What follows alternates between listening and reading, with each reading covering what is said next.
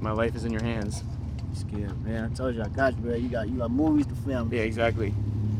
Put your seatbelt on. You seatbelt on? Yeah, let me get it on. Hold on. Mine's on, by the way. Don't be fooled. Oh, it is on. Oh, I didn't see. All right. Yeah. So I was like, man, people are be saying I look soft. All right, got you. All right. In the studio, if it's been a while, you know, you might come off with a little bit of writer's block. So we always got this thing about like keeping the pen low. Or this exercise, going there, doing 16 bars, going home, you know, always just keep moving. How I feel if it's been a while for you.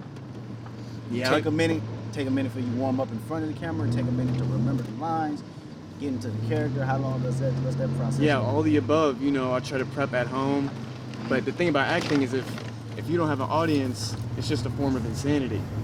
You know, then you're just, what are you doing? You know, so I'll definitely try to warm up and then, you know, lose that self-consciousness when you finally get back out there. Yeah. But that takes time. You know, I always try to embrace failure. You were talking about that the other day. You know, that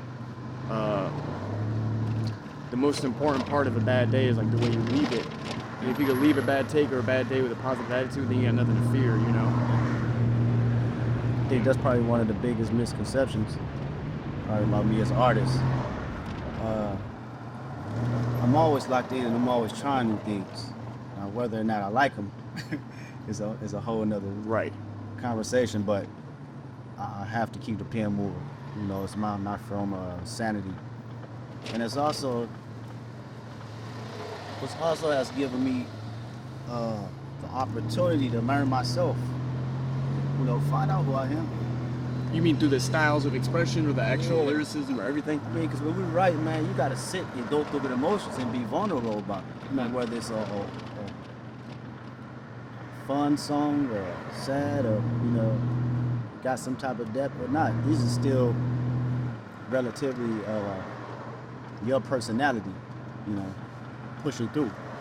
And so a lot of these records I write, man, a lot of stuff I probably would never express or even known about myself if it wasn't for an instrumental behind it. With my projects, it always be that one record I feel like that I want everyone to hear, you know what I'm saying? In order to push the narrative or just the message and the tone that I want to get across. I can have so many other records that have different narratives and tones, you know, like reflection, right? To preserve a space for that one that I want everyone to hear, that's what pushes me, man. That's why I like The Man at the Garden and even the fact that it's at the top of the record.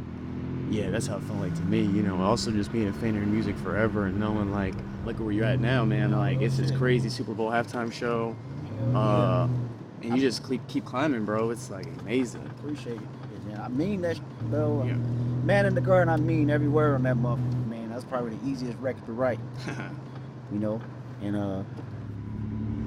I figured out who I am in this present moment, you know?